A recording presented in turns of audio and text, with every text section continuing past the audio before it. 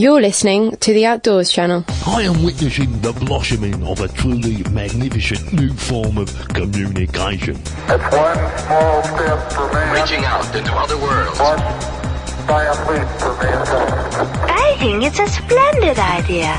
And so do I. So do a lot of people, in fact. Welcome once again to the Outdoors Channel magazine show, where we've got lots of information, news and experiences about the outdoors world to share with everybody who's listening. Talking of which, the listeners can always leave us a voicemail, which we'll include into future shows, on a UK number, which is 020-8133-9434. 020-8133-9434. So do, by all means, leave us a little bit of encouraging chat there, and we'll include it in future shows. Okay, well, we've got 3 interviews for you in this show. We went once again up to Harrogate a few weeks ago to the trade show there, and we spoke to several people, and some of the information that we recorded we were unable to release until now, due to its sensitive nature. I bet that's got you excited. So we will shortly be hearing from Roger Chaldicott from Petzl Lighting about the efficiency of LEDs and talking about a sexy new lamp that they've released. Simon Tully from Julbo Glasses will be talking about sensitivity to light and how we should be considering our eyes, and particularly the eyes of children. And John Greaves from Grangers tells us what we should be considering once we've just bought our new windproof or waterproof. But first, we're going to have a little bit of music to enter the show. All the music once again comes from the Podsafe Music Network, and this, very surprisingly, is a genuine track from Mr. James Brown. Baby, here we go. Hey, hey, hey, hey.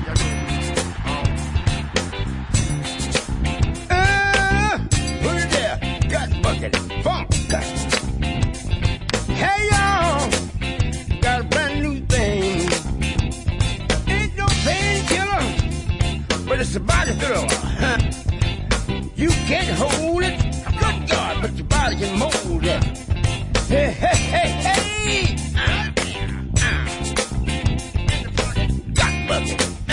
In the pocket. Oh, yes, sir. If you please, you got something to squeeze. Take it there. With no heart beating. Oh, you my mean squeeze. Hey, hey, hey, hey. Busy. Hey, rappers. Judgment Day. We gotta save the kids. Music is the only way. Save them. Oh, get down. Ow. Let me say it again. Hey, hey, hey, hey. Ow. Good God. If you look here. Hey, y'all. Got a brand new thing. Ain't no painkiller, but it's a body filler. You can't hold it, but your body can mold it. Come on. Hey. In London, you're up on it. In Berlin, got a dog on it. In Paris, look back. In Paris, mon cœur, avec Paris. Come on, get it any other way. They call it gut bucket funk. Gut bucket funk. Gut bucket funk. Gut bucket gut.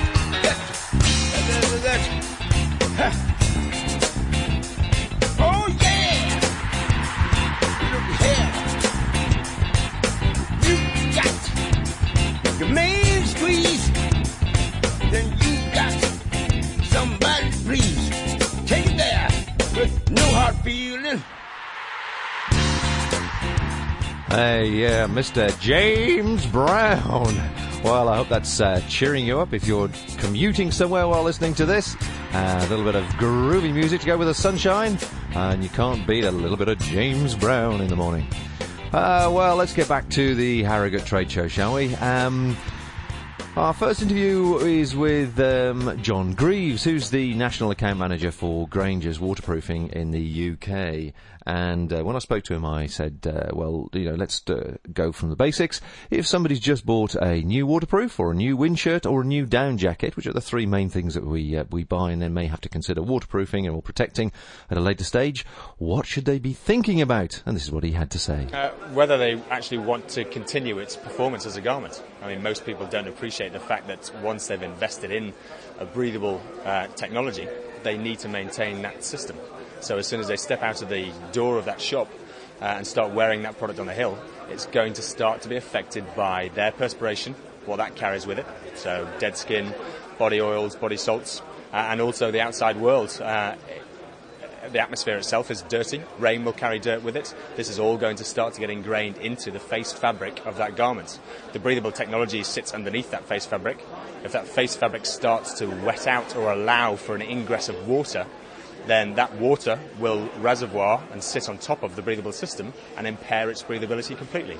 So that garment goes from a great top-end breathable product to a plastic bag within 6, 8 weeks, 2 months, 3 months, depending on how much it's been worn.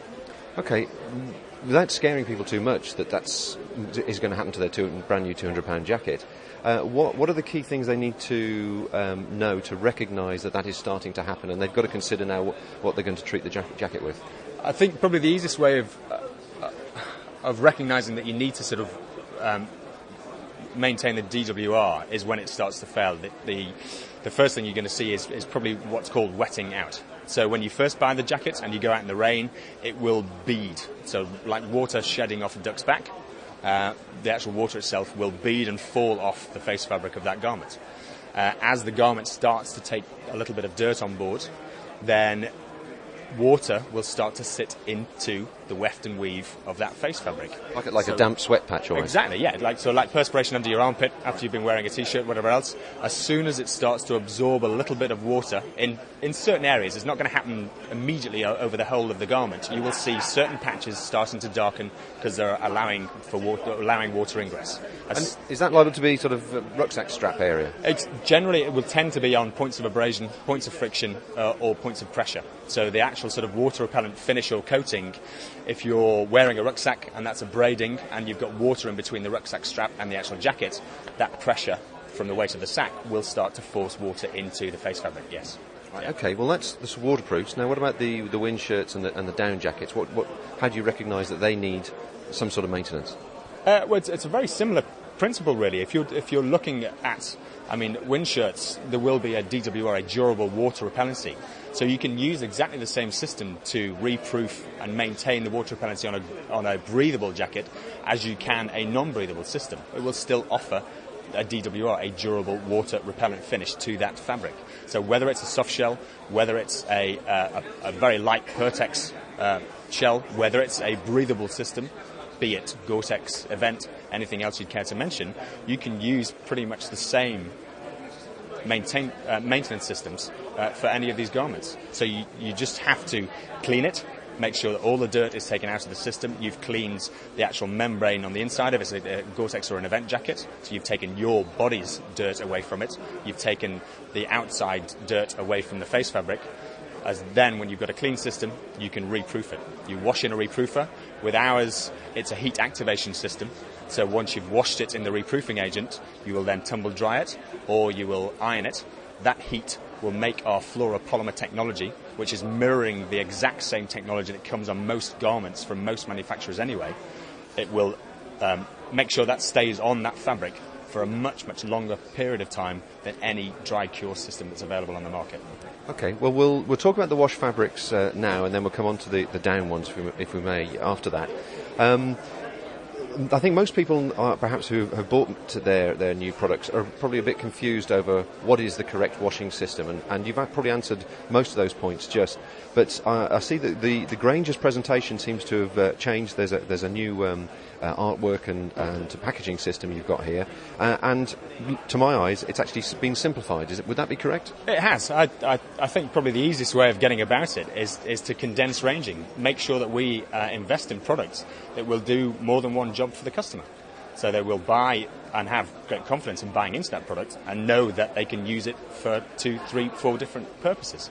And to that end, I noticed you've got a 2-in-1, which obviously starts to present a saving to the end user as well. They don't have to buy 2 products. Very much so. I think forgive me for saying so, but I think the great general public tend to be inherently lazy. That's me included. So if we've got one product that will wash, clean and reproof a system from the one bottle, then it makes much, much more sense as far as an ecological or an economical perspective is concerned, and our laziness. Right, so that works for waterproofs and for windshirts and so on? It does, yeah. You can use it for either of those systems. You may not use it on garments that have wickable liners, due to the fact that I think a lot of manufacturers would suggest that having a separate cleaner and then an external reproofer is better, because they do not want to impair the wickability of that liner. And in which case, do you have a product for those sort of products? We do, yeah. I mean, the existing washing reproofer and, again, the washing cleaner plus, the actual cleaning system that we use. So the cleaner plus takes all the filth from the garment as a whole, and then you just use the washing waterproof. Yeah, exactly. I mean, the actual Cleaner Plus is a synthetic cleaner, which means it's better at cleaning systems than probably most of the natural soaps that are available to us.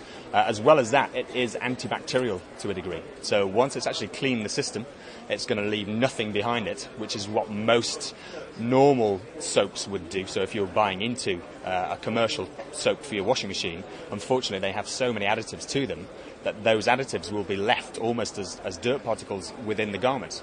And if there's dirt or particles within the garment, you will not get a very good bonding of any reproofing system that you then try and apply. With our cleaning system, it's designed to strip the dirt, leave any DWR, durable water repellency, on the face fabric, and also leave an antibacterial finish. That antibacterial finish will not impair the rebonding of a DWR proofing system.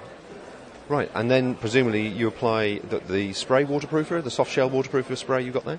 Yeah, I mean, if you want to reproof just the external face fabric of a garment, then you'll use one of the pump sprays. So whether it be a soft shell waterproofer, whether it be the actual XT reproofer, which again is a fluoropolymer or fluorochemical system.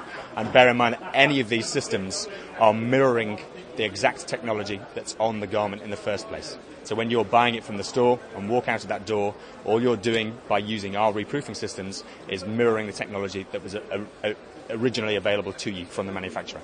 Great. Well, I mean, I have to say that the packaging is much clearer. It says very clearly on the bottle, on the box, as they say, exactly what it does. Now, coming down to the down products, because I have various friends that have got down jackets or down smocks, and they don't tend to get really dirty, but they get a bit sweaty and a bit marked and so on. What's your suggestion for just keeping a down product looking smart as well as being a bit cleaner without having to go through the full clean? Sure. Well, I think most external fabrics to a down garment will get dirty sooner or later, whether it's around the cuffs or around your collar. You will get dirt building up sooner rather than later. So all we've done is we've come up with a system that you can apply to the face fabric and then wipe off with a cloth, which will remove the dirt from the surface material. Okay, and presumably if you then wanted to just give your down jacket a bit of DWR protection, you use the spray again?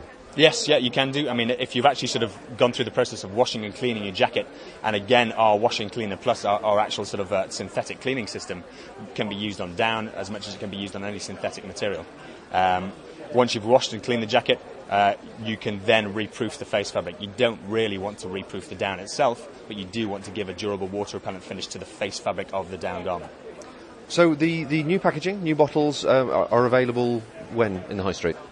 Immediately. You can buy them as of the actual launch has been at this show at Harrogate, so they will now be readily available from our distributor for the outdoor industry, which is Line Equipment, and we're very pleased to be in partnership with those guys, a very professional company.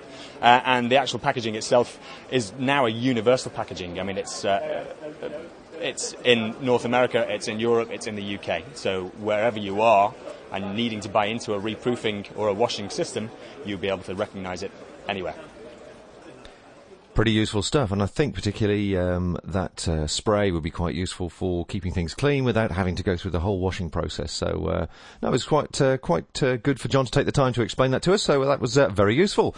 And talking of useful, our eyes, particularly during this glorious sunshine, are obviously something we need to take care of just as much as our skin. And it was quite fortunate I spoke to Simon Tully from Julbo Glasses, who explained all about the certification process for how much protection your eyes should have, and obviously considering the children's. So I asked him to give us a brief overview of the category system. That's the word, the category system, to explain clearly what we should be looking when we buy a pair of glasses, either for the summertime or for snow activities or for general driving.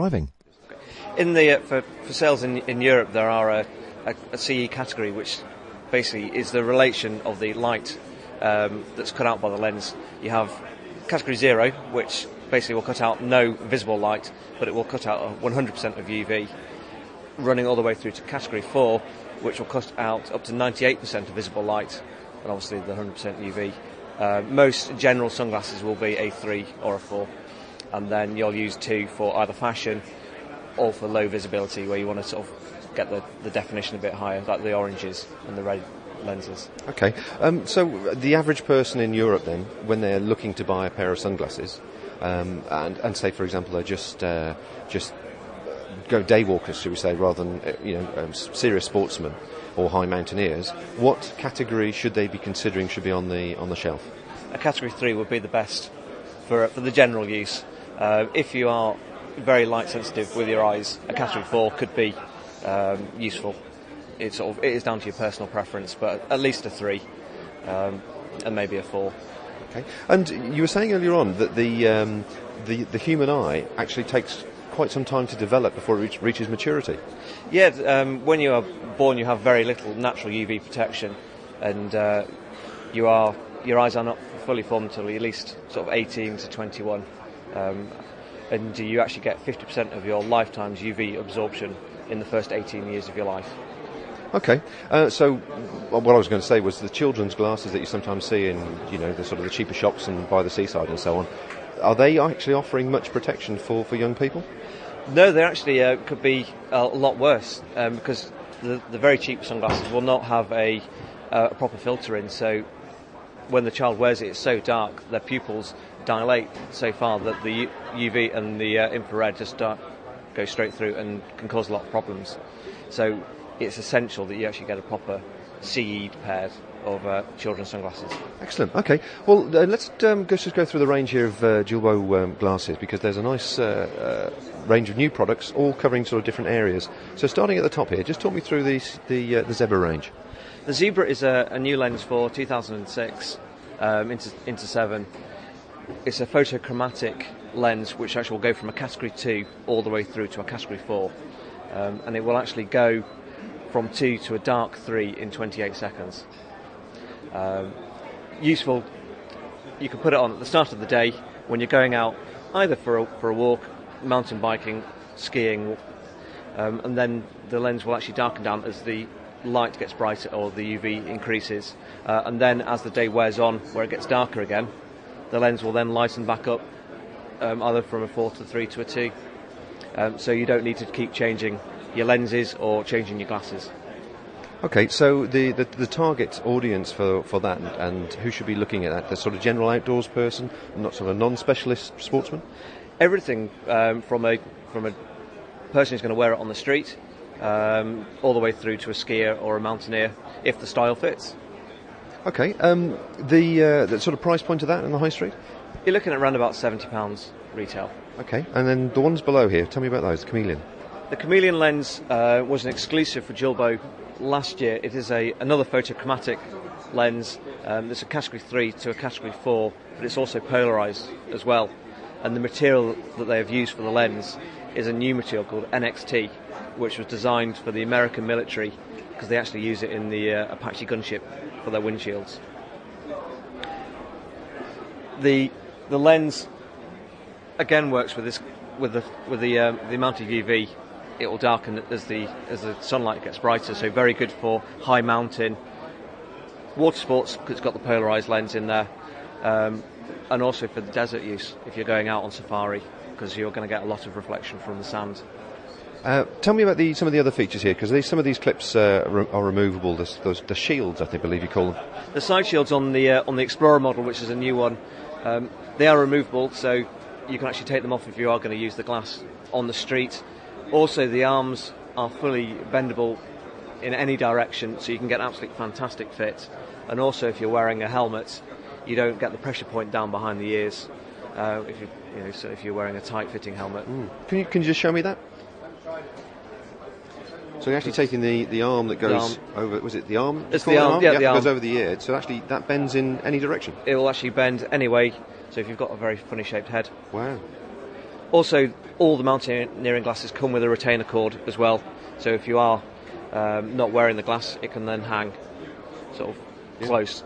So you can actually put it on very, very easily. So presumably that eliminates the age-old problem of trying to get a pair of glasses to fit properly, because you can just literally bend it to the shape of your head. Yes, you can get a perfect fit. There's nothing worse than having a glass that's slightly too big and it's always pushing down your nose.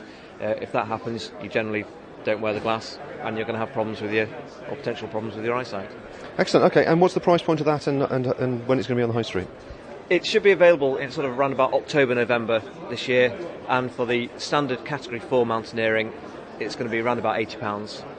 But for the chameleon lens, you're looking at around about 120. Okay, now the Category 4 mountaineering that is on that stand, how does that differ to this one? They are the same styles, but you're just using a slightly simpler is probably the wrong word to use lens. It is a plain Category 4 polycarbonate lens. So there's not quite as much technology in there. Usage? You're looking at high mountain. So high mountain, high glare, deserts. Deserts, anywhere that's going to be very, very bright. A Category 4 is illegal to be used for driving. You cannot use that. Okay, so what can you go up to driving with? A Category 3. Category 3. So if somebody was looking for a general all-round pair of glasses, the first rack there, the two names of which are the zebra lenses and the chameleon lenses will always be a Category 3, or Category 2 or 3 whilst you're using them in the car. Okay, so that's glasses for adults, and I can certainly see that with the flexible sides there, it'll fit any head shape. I noticed on the floor here you've got the smaller ones. Is that for young people? Yeah, we've got a range specifically designed for children. It's not, as we were saying before, the beach cheap market. These are proper sunglasses with the same lenses that you are actually getting in the Category 4 mountaineering glasses. The one on the floor, the looping, is sort of designed for children between sort of 0 and 2. The glass itself is hingeless, so they can't get their fingers caught in the hinges. It doesn't actually matter which way up or down the glass goes, because if the child's putting it on themselves, and also they will actually bend flat out. You cannot break this glass. So it's pretty indestructible, really. Indestructible, yeah. Obviously, it's not going to be cheap to protect children's eyes, but obviously it's going to be worth it. What sort of price are we looking at for those on the high street? For the children's glasses, you're looking at around about £17 retail. But presumably, looking at the durability of it, that'll last quite some time. Yes, we've not had a pair back. They do last a long time, and you will also get a hard case with all the children's glasses as well.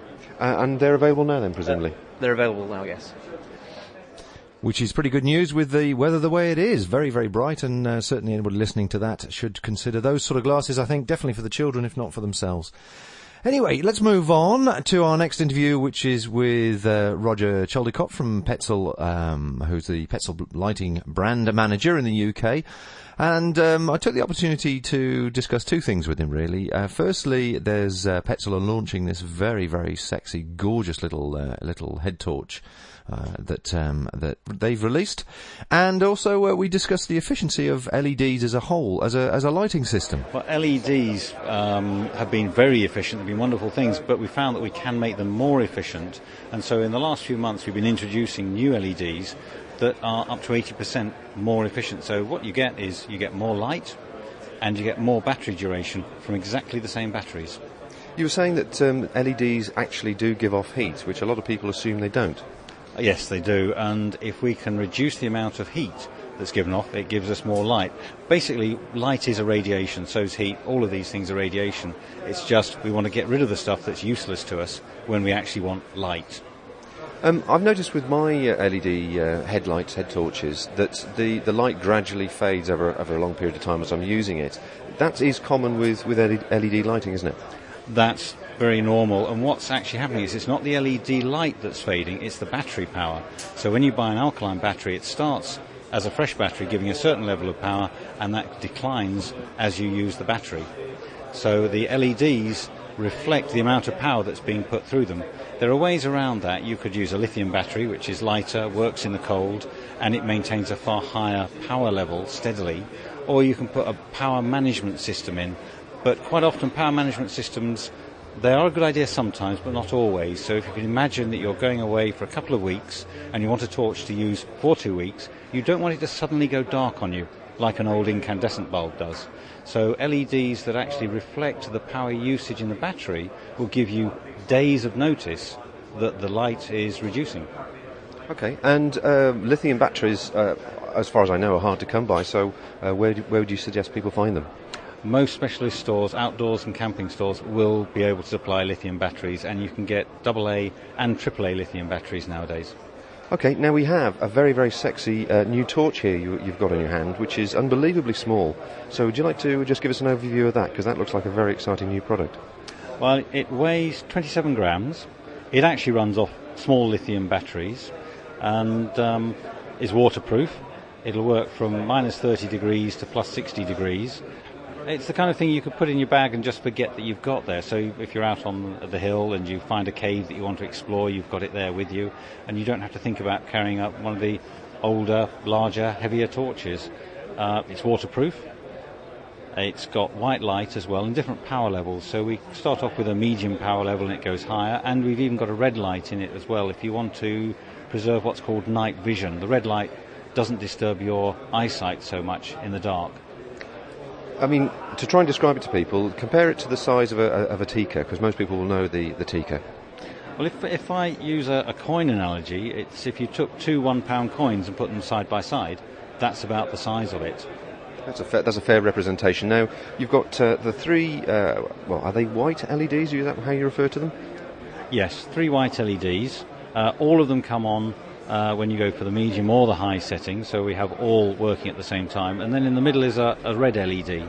Okay, just talk me through the settings as you turn the switch there. So at the moment the switch is locked off, so it can't accidentally be switched on. We move it through one motion, and that unlocks it so that it's more proud from the casing, so that you can work it more easily. And then it goes from that, it goes to the medium setting, then to the high setting. Then next is flash, and that's a white flash. Then we go to a red flash, which is a single red LED in the centre. That's right, quite very intense actually. And then that goes to a solid red, and then the next function is off, so that you can actually turn it all the way through the tumbling switch to a completely off state, and you can go straight into the red light should you want to do that. So it's ideal for if you're night walking, and so rather than having to go white to red, you go straight to red and off.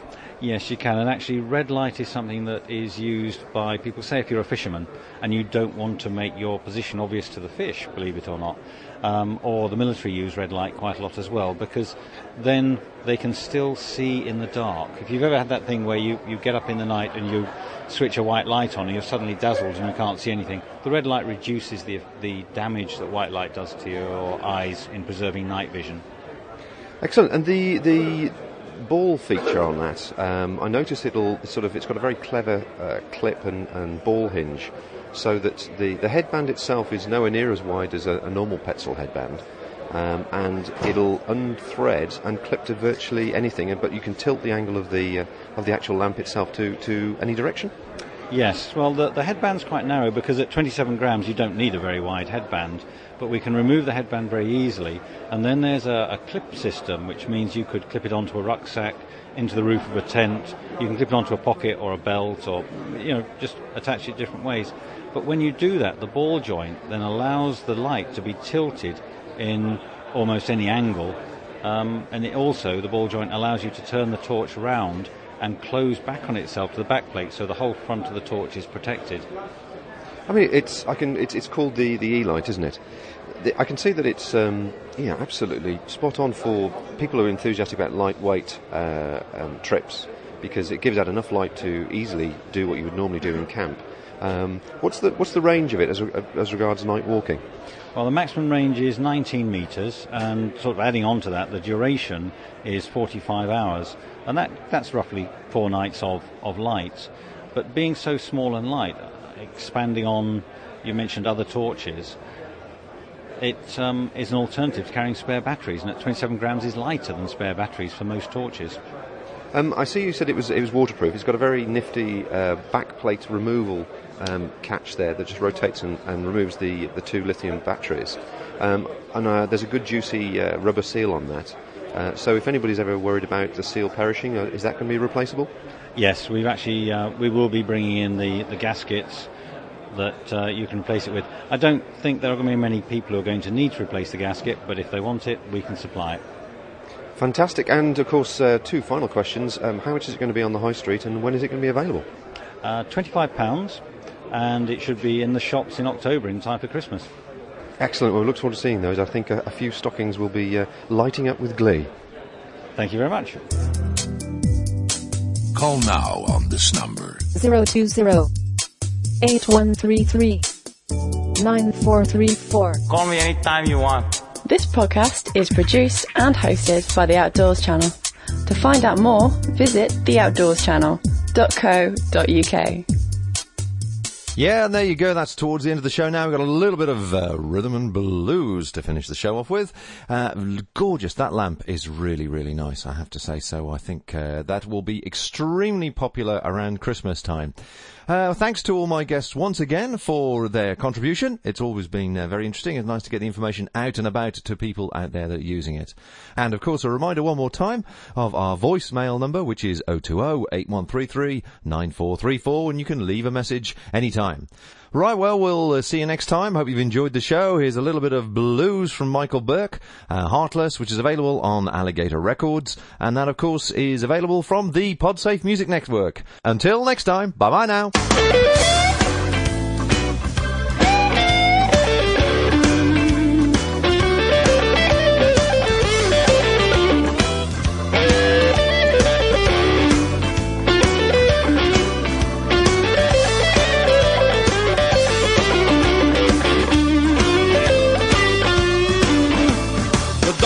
He done told me I wouldn't last too long if my heart was stolen, but I think I proved him wrong.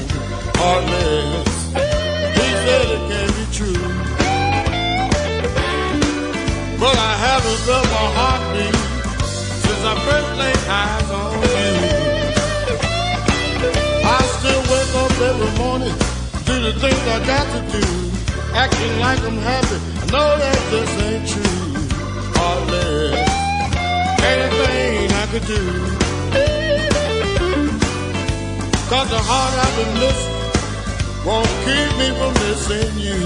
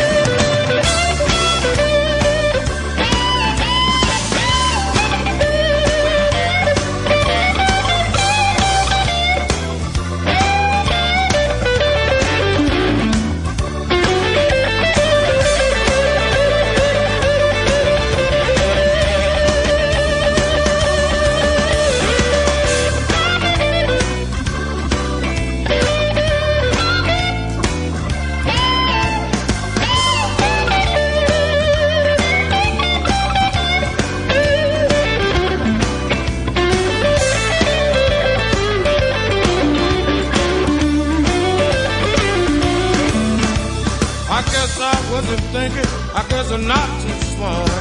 Living in a bad dream, forgot to cross my heart. How heartless can you be? You got a lot of nerve, babe, to steal a heart away from me.